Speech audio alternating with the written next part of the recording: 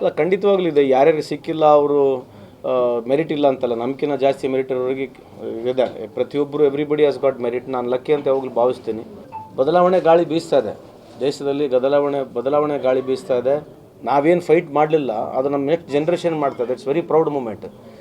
B J ಪಿಯವರು fair election ಮಾಡಿದ್ರೆ ಖಂಡಿತವಾಗ್ಲೂ ಬಿ ಜೆ ಪಿ ಸೋಲುತ್ತೆ. ಫೇರ್ ಎಲೆಕ್ಷನ್ ಮಾಡೋಕ್ಕೆ ಬಿಡೋದಿಲ್ಲ ಅವ್ರ ದೇಶದಲ್ಲಿ. ನೀವು ಪ್ರಧಾನಮಂತ್ರಿ ರಿಲೀಫ್ ಫಂಡ್ ಅಕೌಂಟ್ ಬಿಟ್ಕೊಂಡು ನೀವು ಒಂದು ಟ್ರಸ್ಟ್ ಮಾಡ್ಕೊಂಡು ಆ ಟ್ರಸ್ಟಿಗೆ ನೀವೇ ಆಗಿ, ರಾಜನಾಥ್ ಸಿಂಗ್ ಅವರಾಗಿ, ಅಮಿತ್ ಶಾ ಸಾಹೇಬರಾಗಿ ನೀವೊಂದು ರೊಕ್ಕ ತೊಗೊಳ್ತೀರಿ. ಆ ರೊಕ್ಕಕ್ಕೆ ನೀವು ಇವತ್ತು ಪಾರ್ಲಿಮೆಂಟ್ನಲ್ಲಿ ಉತ್ತರ ಕೊಡೋಂಗಿಲ್ಲ ಅಂತಂದರೆ ಮತ್ತೆ ಇನ್ನೇನು ಮಾಡ್ಬೇಕು?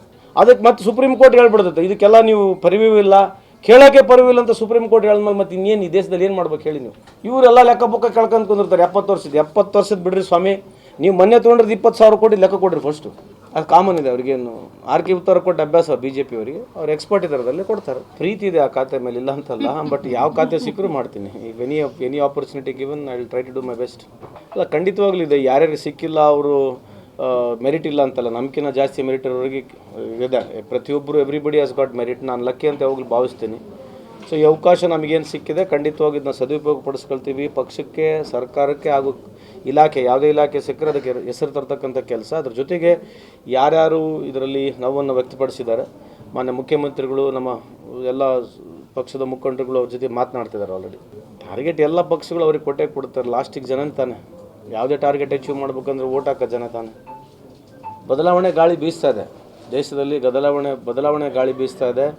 ಇದು ಕೇವಲ ಬರೀ ಬಿ ಜೆ ಪಿ ವಿರುದ್ಧ, ಕಾಂಗ್ರೆಸ್ ವಿರುದ್ಧ ಅಂತಕ್ಕಂಥ ಮಾತು ಹೇಳ್ತಾ ಇಲ್ಲ. ಹೊಸ ಜೆನ್ಜಿ ಅಂತಕ್ಕಂಥದ್ದೇನಿದೆ, ನಾನು ಅಲ್ಲಿ ಡೆಲ್ಲಿಯಲ್ಲಿ ಅದರಲ್ಲಿ ಕೂಡ ನಾನು ಪಾರ್ಟಿಸಿಪೇಟ್ ಮಾಡಿದ್ದೆ.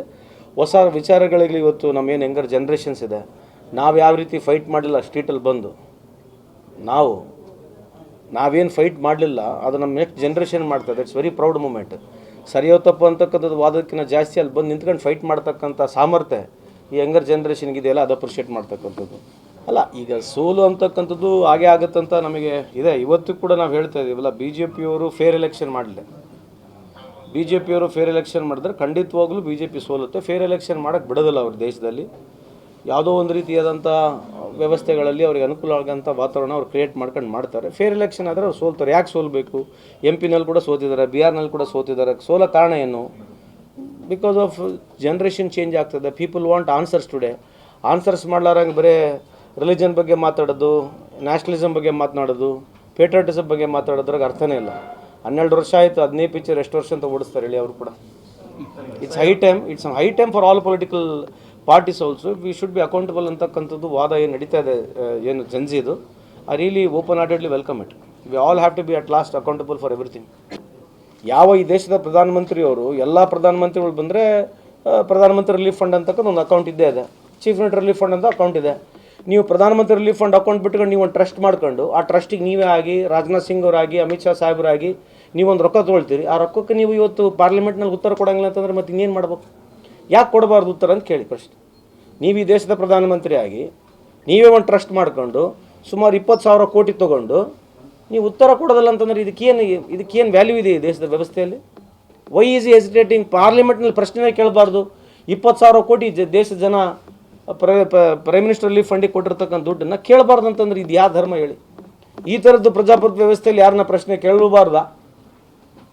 ಯಾರು ರೊಕ್ಕ ಯಾರ್ದದು? ಅದಕ್ಕೆ ಮತ್ತೆ ಸುಪ್ರೀಂ ಕೋರ್ಟ್ ಹೇಳ್ಬಿಡ್ತೈತೆ ಇದಕ್ಕೆಲ್ಲ ನೀವು ಪರಿವಿಲ್ಲ, ಕೇಳೋಕ್ಕೆ ಪರಿವಿಲ್ಲ ಅಂತ ಸುಪ್ರೀಂ ಕೋರ್ಟ್ ಹೇಳಿದ್ಮೇಲೆ ಮತ್ತೆ ಇನ್ನೇನು ಈ ದೇಶದಲ್ಲಿ ಏನು ಮಾಡ್ಬೇಕು ಹೇಳಿ ನೀವು? ಈ ಥರದ ಕಾನೂನುಗಳು ಬಂದಾದ್ಮೇಲೆ ಅದಕ್ಕೆ ಸಮರ್ಥನೆ ಸುಪ್ರೀಂ ಕೋರ್ಟ್ ಕೂಡ ಹೇಳ್ಬಿಡ್ತೀವಿ, ಡೋಂಟ್ ಹ್ಯಾವ್ ರೈಟ್ ಅಂತಂದ್ರೆ ಏನು ಅರ್ಥ?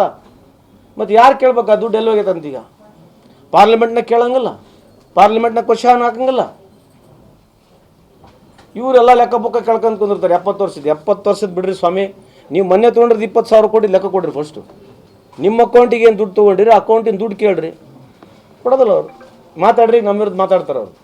ಸಂತೋಷ್ ಲಾಡೋದು, ಕಲ್ಗಟ್ಟಿಗೆ ಬಿಟ್ಟು, ಗಟಾರು ರಸ್ತೆಗಳು ಬಿಟ್ಟು ಮಾತಾಡ್ತಾನೆ, ಈ ಥರ ಹೇಳ್ಬಿಡ್ತಾರೆ. ಅವ್ರಿಗೆ ಪ್ರಶ್ನೆಗಳಿಗೆ ಯಾವತ್ತೂ ಉತ್ತರ ಕೊಡಲ್ಲ. ನೀವು ಕೇಳಿ ನೋಡಿ, ಯಾವುದನ್ನ ಪ್ರಶ್ನೆಗೆ ಸರಿಯಾಗಿ ಉತ್ತರ ಕೊಟ್ಟರೆ ವಿಲ್ ಬಿ ವೆರಿ ಹ್ಯಾಪಿ. ಕೊಡಲ್ಲ ಅವರು. ಅದಕ್ಕೊಂದು ಕೌಂಟ್ರ್ ಕೊಟ್ಕೊಂಡು ನಿಮಗೆ ಹೇಳಿ ಹೋಗ್ಬಿಡ್ತಾರೆ. ನಮ್ಮ ಮೇಲೆ ಒಂದು ಅಲಿಗೇಷನ್ ಮಾಡಿ ಹೋಗ್ತಾರೆ ಅಷ್ಟೇ. ಅದು ಕಾಮನ್ ಇದೆ ಅವ್ರಿಗೇನು.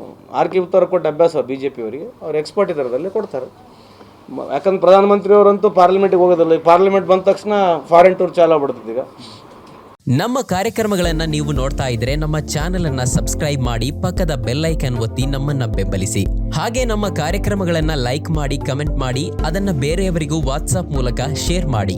ನೀವು ಹೀಗೆ ಮಾಡಿದಾಗ ನಮ್ಮ ಚಾನೆಲ್ ಇನ್ನಷ್ಟು ಮತ್ತಷ್ಟು ಜನರಿಗೆ ತಲುಪಲು ನೀವು ನಮ್ಮೊಂದಿಗೆ ಸಹಕರಿಸಿದ ಹಾಗಾಗುತ್ತೆ. ಇದು ನೀವು ಯಾವುದೇ ಖರ್ಚಿಲ್ಲದೆ ಕೆಲವೇ